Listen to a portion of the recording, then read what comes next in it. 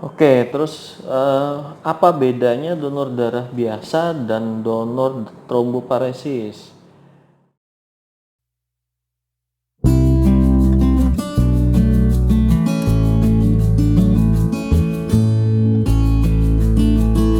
Terus semua apa kabarnya? Sore ini saya dapat berita duka dari keluarga pasien yang kemarin saya donor darah trombosit, eh, bahwa pasien tersebut telah meninggal dunia. Saya doakan keluarga pasien atas nama Aziza Azahra diberikan ketabahan, dan almarhum adik Aziza Azahra ditempatkan di sisi terbaik Allah Subhanahu wa taala dan menjadi penjemput di surga bagi kedua orang tua dan keluarganya nanti. Oke. Uh, ada beberapa teman-teman yang bertanya, khususnya secara langsung atau tidak langsung melalui WA dan Facebook, Mas Erik itu kenapa sih donor terus? Kok bisa donor terus? Apa untungnya donor trombosit? Jadi saya perlu jelaskan bahwa latar belakang saya melakukan donor ini. Kenapa saya melakukan donor trombosit? Itu bermula pada saat adik saya divonis kena kanker darah atau leukemia AML+2. Pada saat itu kami membutuhkan beberapa kantong darah tromboparesis, dan ternyata susah didapatkan karena tidak semua dari pendonor darah yang biasa melakukan donor darah itu dapat melakukan donor darah tromboparesis. Terus apa bedanya donor darah biasa dan donor tromboparesis? Banyak perbedaan terkait dengan donor darah biasa dan donor darah paresis. Yang pertama yang saya cermati adalah syarat yang harus dipenuhi oleh pendonor. Jika donor darah biasa itu kita biasanya hanya ditensi terus diukur HB kalau nggak salah ya.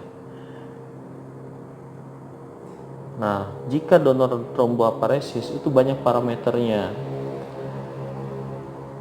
Pertama dari tinggi badan, itu harus di atas 150 cm, berat badan harus di atas 50 kg.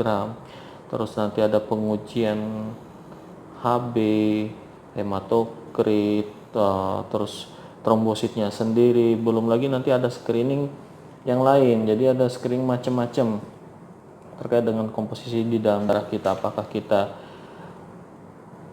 bebas HIV, atau ada screening HBsAg, ada screening anti HCP, ada screening juga PDRL. Nah, ini yang banyak harus dipenuhi oleh pendonor sebelum kita melakukan donor tromboparesis. Itu yang pertama perbedaannya. Yang kedua, perbedaan selanjutnya itu dari alat yang digunakan. Jika donor darah biasa, kita menggunakan alat yang sederhana, biasanya jarum, kantong, dan perlengkapan pendukung sederhana untuk melaksanakan donor darah biasa. Jika donor darah tromboparesis itu kita menggunakan bantuan alat khusus yang nanti memisahkan komposisi darah kita. Karena donor darah trombosit ini yang diambil hanya komponen trombosit dalam tubuh kita saja. Komponen darah yang lain itu dikembalikan kepada pendonor. Tuh yang kedua. Yang selanjutnya, perbedaan yang lain itu adalah waktu donor.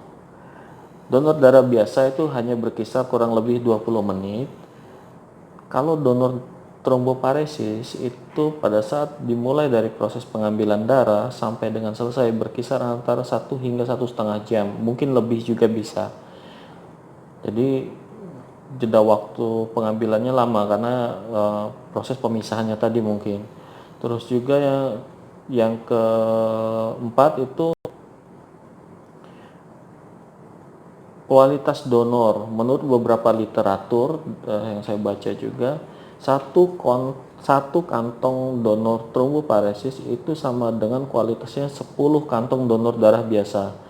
Kalau nggak percaya nanti silahkan coba dicek di literatur ya, karena saya juga bukan orang medis, saya hanya orang yang biasa melakukan donor ini. Tuh, terus perbedaan yang lain yang kelima,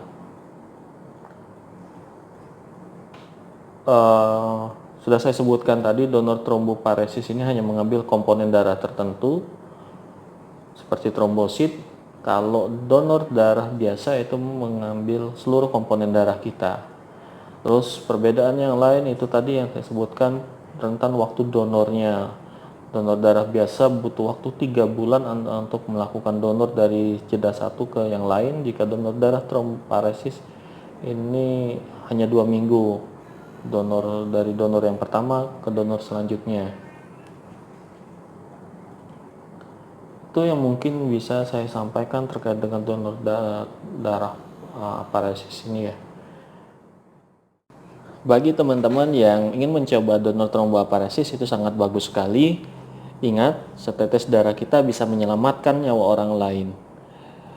Tetap pakai masker, jaga jarak, rajin olahraga. Salam sehat.